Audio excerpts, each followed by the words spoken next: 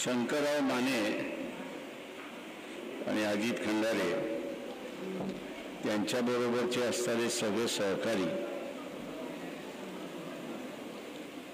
यांचा आणि त्याच्याबरोबर ज्यांची नावं वाचली असं सगळ्यांचा असणारा पक्षप्रवेश झाला असं मी या ठिकाणी जाहीर करतो.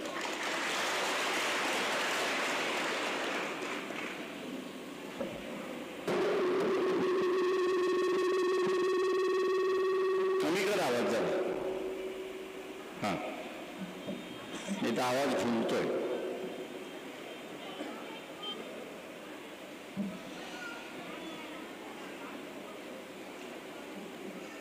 असंघटित कामगारांची चळवळ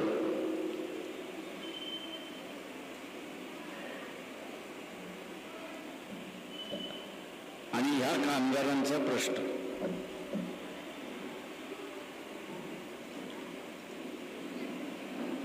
संघटित कामगार, असंघटित कामगार आणि माथाडी कामगार असे 3 विभाग त्या ठिकाणी झाले.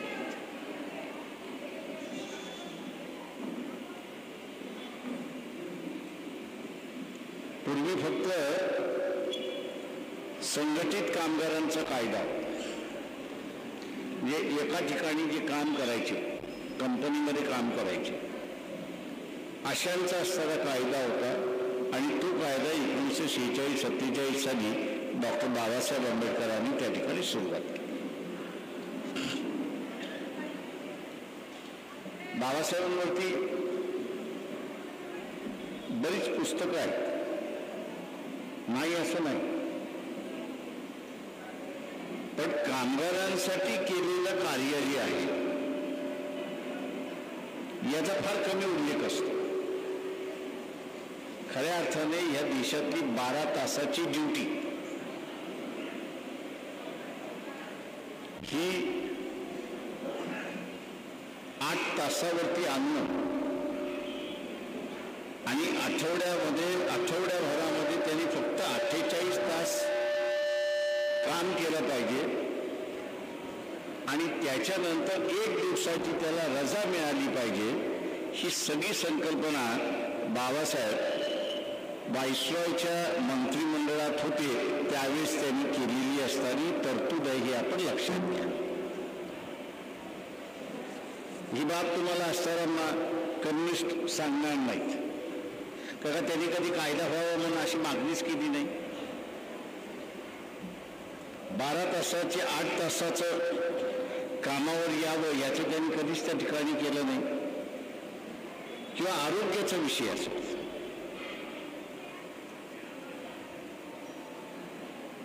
किंवा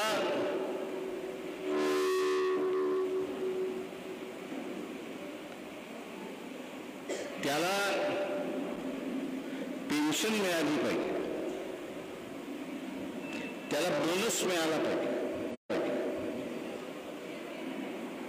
आणि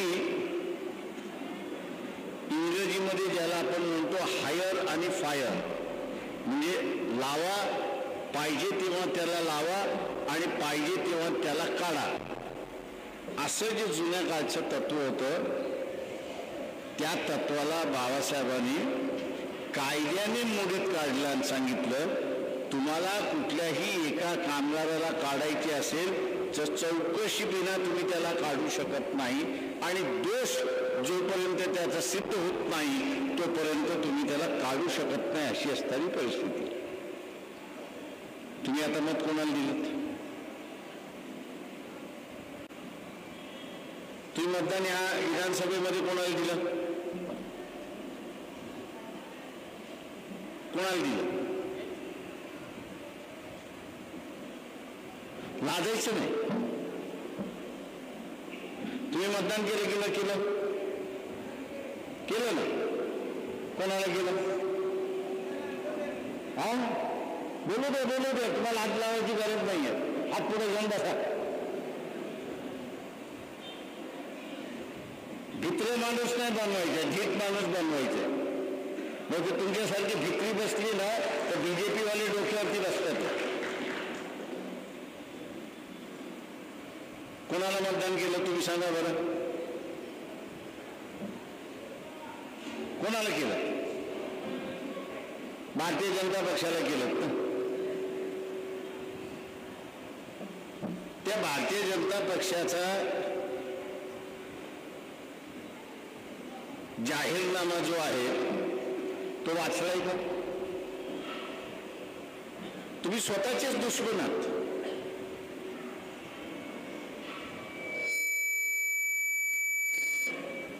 हे बाबा आवाज वाढू नको ना रे. तुम्ही स्वतःचेच दुश्मन आहात. तुम्हाला दुश्मनाची गरजच नाहीये.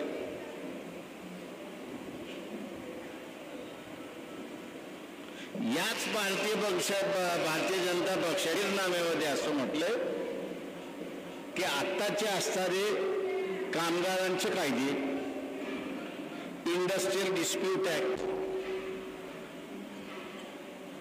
मिनिमम वेजेस ऍक्ट, किमान वेतन कायदा, हे आम्ही सगळे रद्द करणार आणि आठवडाभर काम. काय रे, कशाला हात लावतोय त्याला? ओ मास्तर, बाजूला वातीकडनं चला. काय डायरेक्शन देत बसू नका. ज्याच्यात कळत नाही त्याच्यात डोकं घालू नका.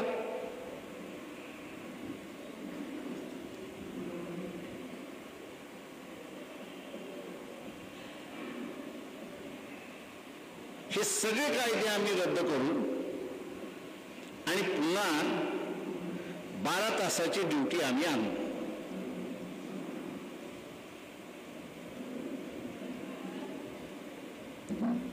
म्हणजे उद्या 12 तासाची ड्युटी आल्यानंतर जिंदाबाद मुर्दाबाद कोणाचा? भारतीय जनता पक्षाचा. अरे नालायकांना, तुम्हाला लाज वाटली पाहिजे की जिंदाबाद मुर्दाबाद करत असताना सत्तेवरती तुम्हीच त्यांना बसवलंय ना.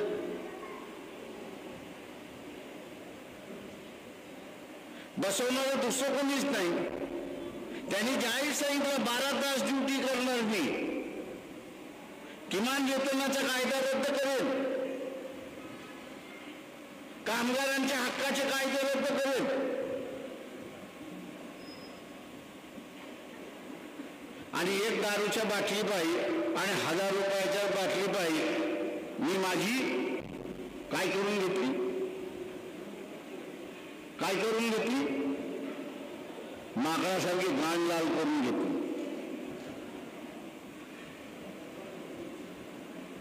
त्याला तुम्हाला आता शिव्या घातल्याशिवाय दुसरा मार्गच नाहीये की स्वतःच्या अधिकाराची जपणूक ते सुरक्षित करण्याच्या ऐवजी, ते शाबूत राखण्याच्या ऐवजी एका दिवसाच्या मटणासाठी आणि एक दारूच्या बाटलीसाठी मी सगळं दिसतो.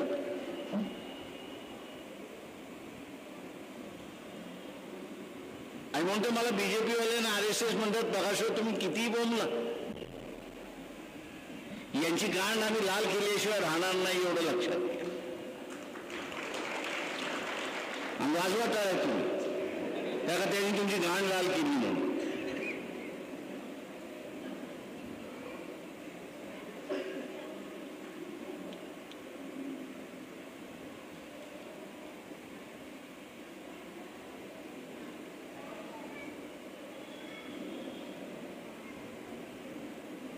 काय मी असंघटित कामगार आहे.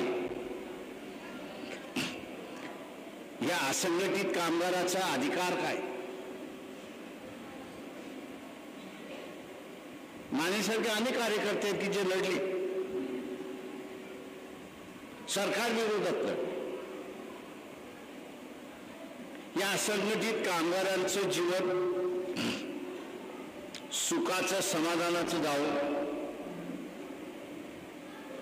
तो आज ह्या ठिकाणी कामाला आहे, उद्या त्या ठिकाणी कामाला आहे, उद्या त्या ठिकाणी कामाला आहे, त्याची आपल्याला माहिती मिळत नाही. आणि मग शासनाबरोबर भांडून मेडिकलची सोय कशी होईल? मुलगा शिकत असेल तर त्याला स्कॉलरशिप कशी मिळेल याची असणारी सोय केली. या असंघटित कामगाराला स्वतःचं घर बांधायचं असेल तर ते घर बांधण्यासाठी त्याला असणारा निधी कसा मिळेल.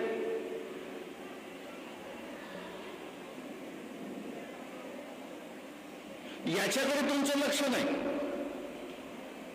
तर लक्ष कशाकडे? ते इलेक्शन मधल्या मटणाकडे आणि दारूच्या बाटलीकडे.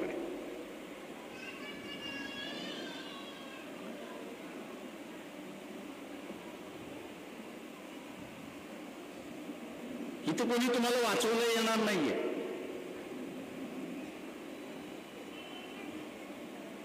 आता मला शेतकऱ्यांच्या असणाऱ्या आंदोलनामध्ये बोलवलं होतं, तुम्ही त्याला म्हणते मी येणारच नाही. अहो ते म्हणलं आमच्या आता कोण राहिलेलं नाही. म्हटलं मी काय त्याच्यावर तेवढ्यासाठीच राहिलो का म्हटलं. म्हटलं तुम्हाला लाज वाटली नाही की मतदान देताना की ज्या काँग्रेसकडे, ज्या बीजेपीकडे, ज्या एनसीपीकडे तुम्ही असणारा किमान अंमलबजावणीचा कायदा, मिनिमम सपोर्ट प्राइस जे जाहीर केलं जातंय त्या जाहीर केलेल्या किमतीप्रमाणे व्यापाऱ्याने खरेदी केला पाहिजे. खरेदी नाही केलं त्याला जेलमध्ये टाका अशा कायद्याची तुम्ही मागणी करताय आणि ते ऐकत नाही आणि त्यांना तुम्ही मतदान करताय आणि आज पुन्हा म्हणताय ओ भाव पडले, आता आम्ही काय करायचं.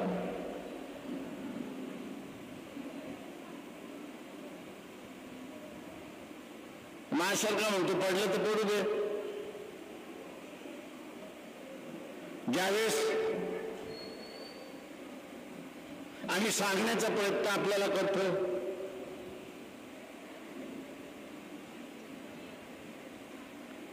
ज्यावेळेस सांगण्याचा आम्ही असणारा प्रयत्न त्या ठिकाणी करतो, अरे बाबा ही संधी आहे. इलेक्शन हे दारू आणि मटणाचं इलेक्शन नाहीये. हे स्वतःच्या उद्याच्या पिढीचं सुरक्षिता करण्याचा असणारा कारभार आहे. ज्याला सत्तेवरती बसवणार आहात तो तुमच्या बरोबर आहे की नाही हे पहिल्यांदा बघा. नाही तर तुमचं जीवन उद्ध्वस्त करणारा आहे त्याच्याबरोबर तुम्ही जाणार आहात.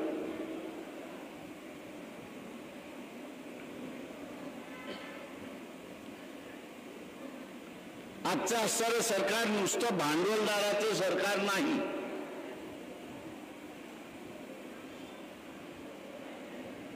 आजचं सरकार हे भांडवलदाराचं सरकार नाही. भांडवलदार हा नफा कमवण्याच्या पाठीमागे असतो आणि मग नफा मिळवायचा असेल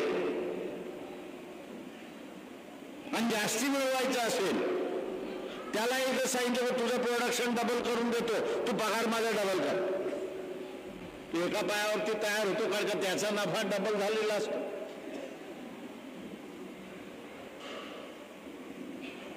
हे भारतीय जनता पक्षाचं सरकार नुसतं असताना भांडवलदाराचं सरकार नाही.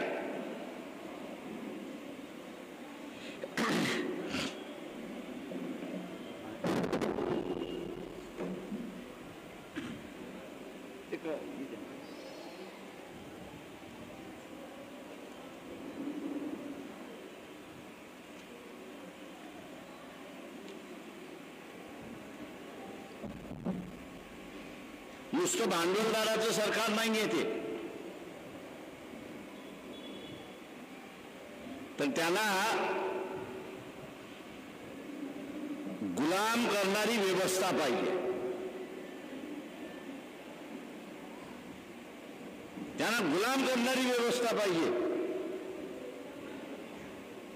जेणेकरून आज आपण बघत असाल तुमच्या समोर शरद पवार फार मोठा असेल, बरोबर आहे, पण मोदी समोर कसा राहतो? मोदी समोर कसा राहतोय? म्याव. कारण त्याला माहिती आहे मी हात डोळे काढले, दोन शब्द बोललो तर जेलमध्ये आल्याशिवाय राहणार नाही.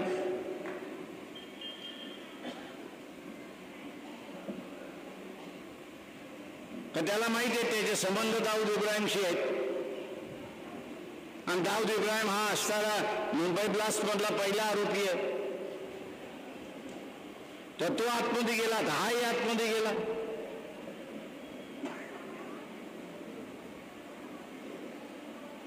इथे तुम्हाला आता वाचवणारा कोणी नाहीये, तुम्ही स्वतःला वाचवणार आहात.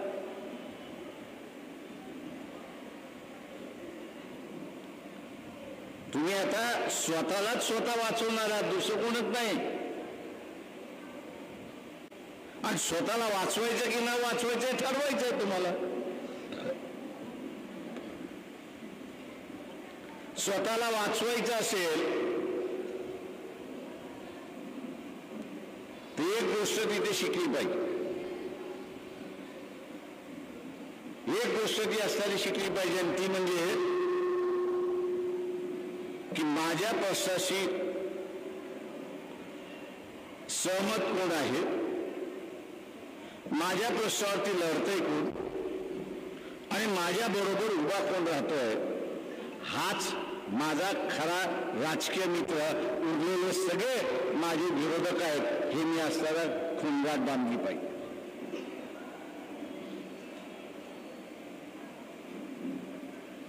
ही खुणगाठ बांधली पाहिजे. उद्याचे हे कायदे निघून गेले तर तुम्हाला काय वाटतं, लढू शकाल इथे? लढू शकणार नाही.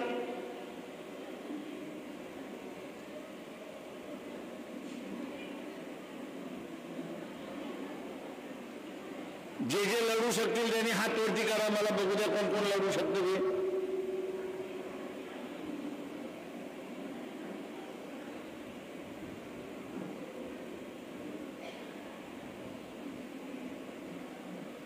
शिक्षण घेतल्यामुळे लय जणांना वाटतं की मी विद्वान झालेलो आहे, पण त्याला माहित नाही त्या गाढवाला की तो पुस्तकं शिकून विद्वान झालेला नाही, तर नवनीतचं गाईड त्यांनी वाचलेलं आहे.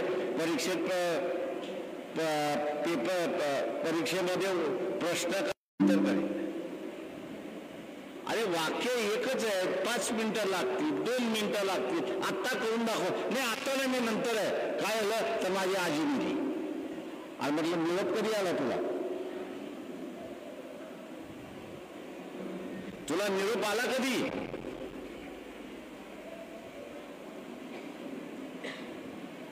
त्या आशांचं आता सुळसुळाट चाललेला आहे.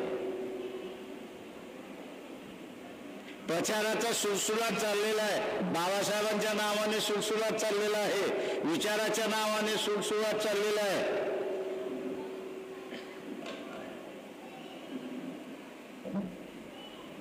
ते सोमनाथ सूर्यवंशी विचार पोलिसाच्या मारहाणीमध्ये दगावलं गेलं. आता तो लॉंग मार्च काढल्यानंतर त्या सोमनाथ सूर्यवंशीला न्याय मिळणार आहे का?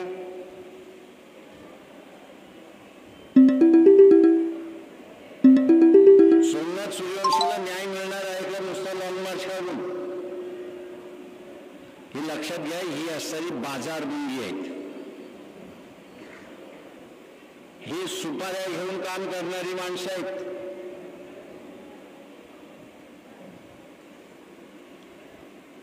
आणि सुपाऱ्या घेऊन काम करणारी माणसं दिशाभूल करण्याच्या पाठीमागे लागतात. अरे एखाद्या कोणाचा असणारा खून झाला तर पोलीस स्टेशनमध्ये जावं लागतं, FIR दाखल करावा लागतो, आरोपी कोण आहे त्याची नावं द्यावी लागतात, आणि नंतर मग पोलिसाच्या विरोधात आंदोलन तगार, ह्या आरोप्याला पकडतो की नाही अगोदर सांग, त्याच्याकडचे असणारा हत्यारं तू घेतोस की नाही सांग, त्याच्याकडचा असणारा सगळा पुरावा जमा करतो की नाही सांग, कोर्टामध्ये घेऊन जातोस की नाही सांग, आणि कोर्टाला सांगितलं फास्ट ट्रॅक कोर्टवरती असणारा घेऊन घे आणि या पुराव्याच्या आधारे त्याला सजा द्या. ती नाही मागणी करायची.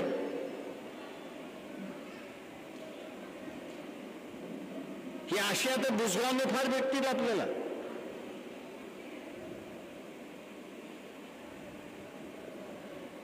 ही अशी बुजगावने तुम्हाला बरीच मिळतील. दिशाभूल करणारी बुजगावने मिळतील.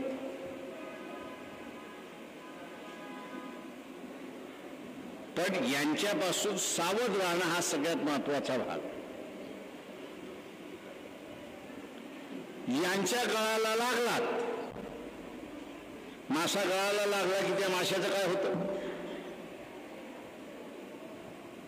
गळाला मासा लागला त्या माशाचं काय होतं?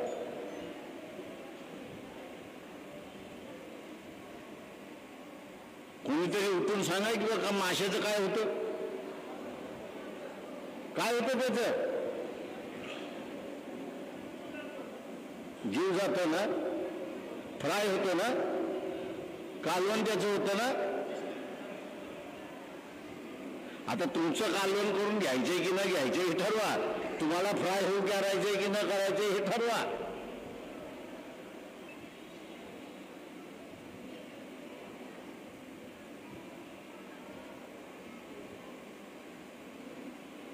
आणि म्हणून जिथे जिथे असंघटित कामगार आहे, या सगळ्या असंघटित कामगारांना माझं असणारं आव्हान आहे, तुमचं असणारं 15-15, 20-20 जणांचं टोळकं उभं करा.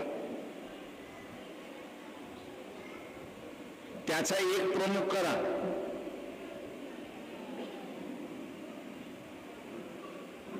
त्याचा एक प्रमुख केला की मग संघटनेशी आपण असणारं जुळलात आणि संघटनेच्या ऑफिस बरोबर आपण त्या ठिकाणी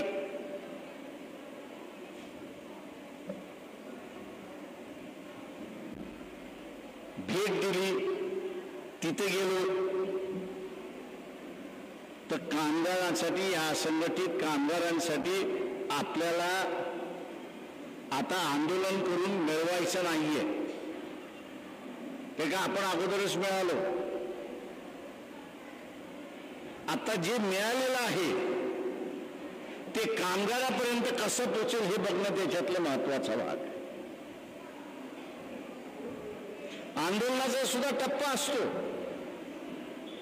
या असंघटित कामगारांचा एक टप्पा अगोदर झाला, कायदा करून घेतला,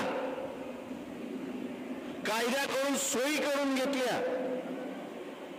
त्या सोयीसाठी किती खर्च येणार त्याचं बजेट करून घेतलं.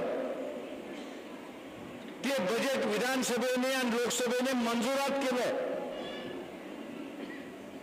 आता मंजुरात केलेलं बजेट हे शेवटच्या माणसापर्यंत त्या ठिकाणी गेलं पाहिजे अशी असणारी परिस्थिती. त्याचा लाभ त्याला मिळाला पाहिजे. आज कामगार क्षेत्रामध्ये काम करणारा फार कमी माणसं शिल्लक राहिलेली आहेत.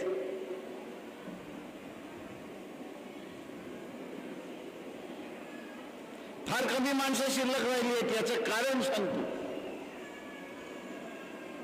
दत्ता सामंत यांच्या असणाऱ्या प्रचाराला एकदा मी गेलो.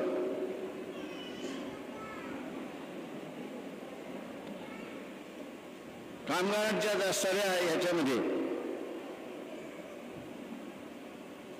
भाषण मिशन झालं. रात्री एखाद्या घरी जेवायला होतं. तर मी त्या कामगाराला ज्यांनी जेवण ठेवलं होतं म्हटलं सभा तर मोठी झाली म्हटलं, पण म्हटलं मला शंका आहे की याच्यातली मतं आपल्याला किती मिळतील.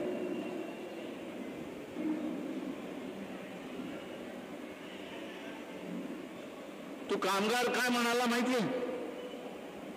तर साहेब 10% सुद्धा मतं मिळणार नाही. मी त्याला म्हटलं का? काय नाही, तुम्ही आणि दत्ता साहेबांनी आमच्यासाठी भांडताय हे आम्हाला माहिती. दत्ता साहेबांमुळे आमचा पगार वाढ होतो, आम्हाला नोकरीच्या ठिकाणी त्रास होत नाही.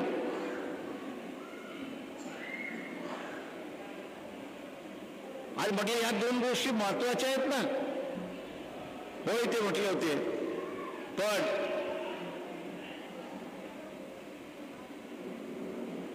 आम्हाला असं वाटतं की शिवसेना जिंकली पाहिजे.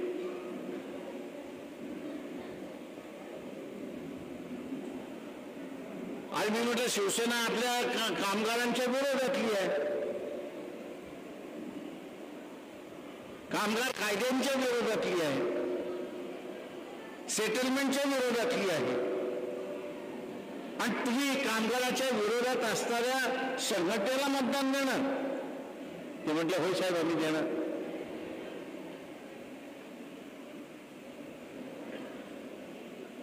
आणि मी त्यांना म्हटलं, त्यावेळेस नेता म्हणून असताना अजून एक युनियन लीडर होते, वारले होते, जॉर्ज फर्नांडिस नव्हते. आणि मी त्यांना म्हटलं दत्ता सामंत एकाच शेवटी राहिलेला आहे, त्याला तरी जगवा. ते नाही म्हटले. दत्ता सामंत पडली. त्याच कामगाराची माझी असताना मागच्या 5 वर्षापूर्वी भेट झाली.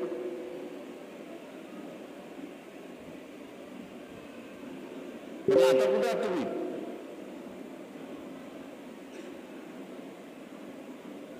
काय नाही, सेनेला शिव्या घालत बसलो आता. म्हटलं का, काय झालं? त्यांच्यामुळे माझी नोकरी गेली. आणि आज तुला माझी नोकरी वाचवायला कोणीच राहिलेलं नाही.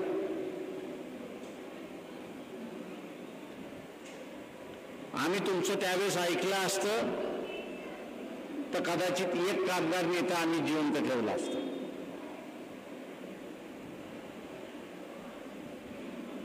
की जो आमच्यासाठी लढला असता.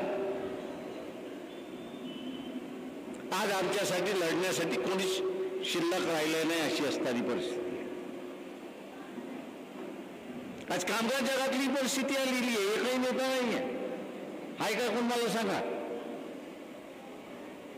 नाव आठवतंय का तुम्हाला? देशभरामध्ये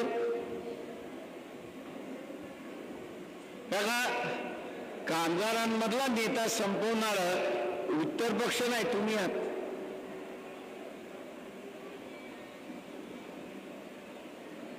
कशाला महत्व द्यावं आणि कशाला महत्व देऊ नये हेच तुम्हाला कधी कळलं नाही. अरे तुमची नोकरी आहे म्हणून अख्खा प्रपंच चाललाय. उद्याची नोकरी गेली तर मग प्रपंच चालवण्यासाठी वंदन करावं लागतं. तेव्हा प्राधान्य कशाला असलं पाहिजे?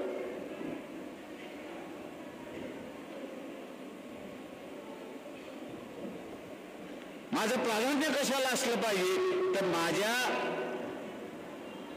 जगण्यासाठी ज्या आवश्यक गोष्टी आहेत, शिक्षण हे आवश्यक आहे, घर असतं हे आवश्यक, उत्पन्न असतं हे आवश्यक, शांतता राहणं हे असतं आवश्यक आहे.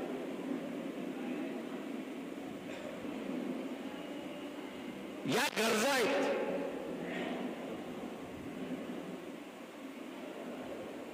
आणि या गरजा असल्या तर आपण असताना आनंदित जगतो. त्याच्यामुळे नोकरी आली, मग ती खाजगी असेल, प्रायव्हेट असेल, कुठली असेल.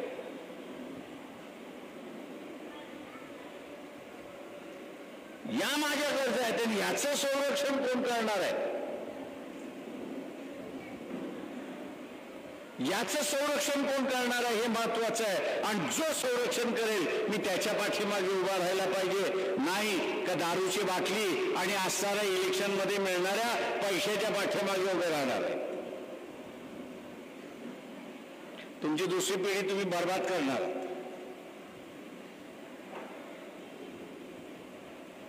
आज मी जसं म्हटलं की असंघटित कामगाराच्या मुलाला शिकण्यासाठी 2,500 2 लाख रुपये मिळू शकतात. उद्या ही सोयच राहिली नाही.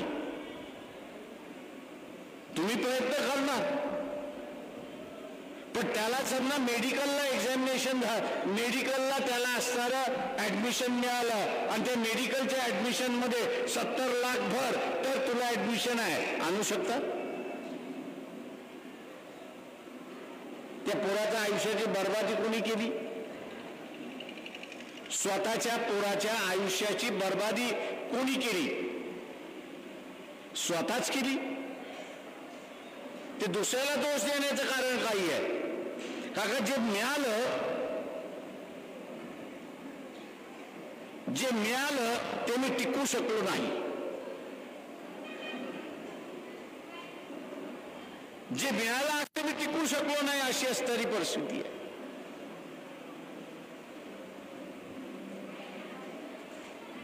म्हणून आज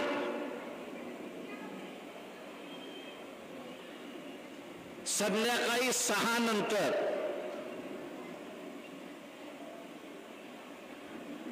$76 लाख मतं झाली.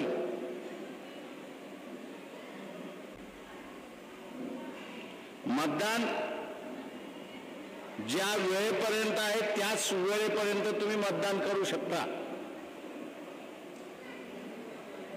6 नंतर तुम्हाला मतदान करता येत नाही. मताचा अधिकार असला तरीही एक तरी राजकीय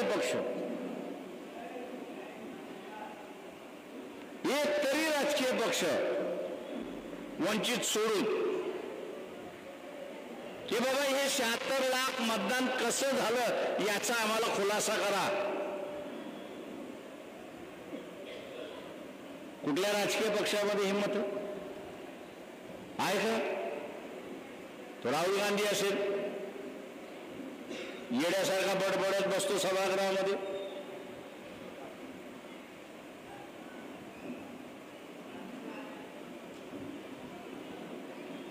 महाराष्ट्राचे जाणता राजा शरद पवार किंवा असणारा उद्धव ठाकरे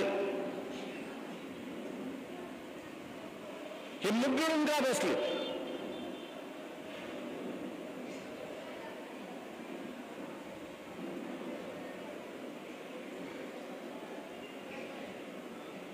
काही बातम्या आल्यात का यांच्या संदर्भातल्या? त्या बातम्यांकडे तुम्ही असं लक्ष देणार आहात की न देणार?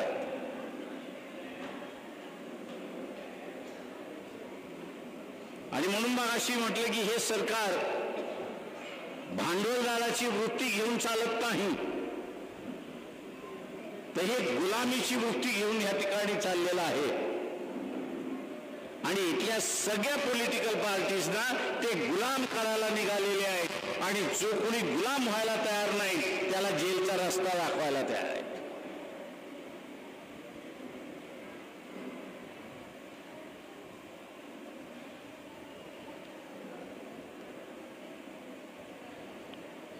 आज आपण हे जे ऐकलेलं आहे ते गावागावामध्ये असणारं तुम्ही गुंजवलं पाहिजे. नहीं तो मैं भी चुप, तुम भी चुप, प्रोफेसर गपचूप. जसे इथे मी असणारे काही प्रश्न विचारले, एकाची हिंमत झाली नाही बोलायला.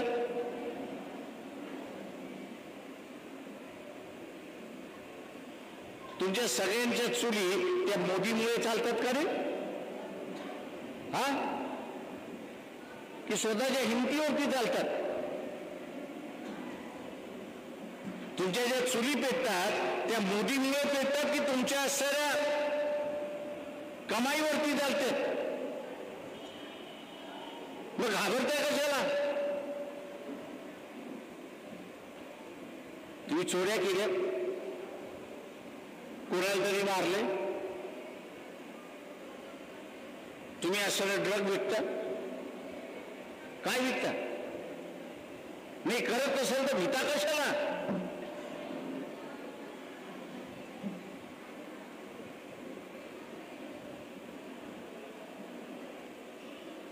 पहिल्यांदा स्वतःच्या मनातली भीती काढून टाका. राजेशाही संपली. मोदी तुमचा गुलाम आहे हे लक्षात घ्या. मुख्यमंत्री हा तुमचा गुलाम आहे आणि तुम्ही राजे आहात एवढं लक्षात घ्या की मी राजा आहे. म्हणा माझ्या बरोबर की मी माझा राजा आहे. म्हणा मी माझा राजा आहे. म्हणा मी माझा राजा आहे. आणि ह्याच वृत्तीने आपण वागत चला. एवढं बोलतो आणि रजा घेतो. जय भीम, जय भारत.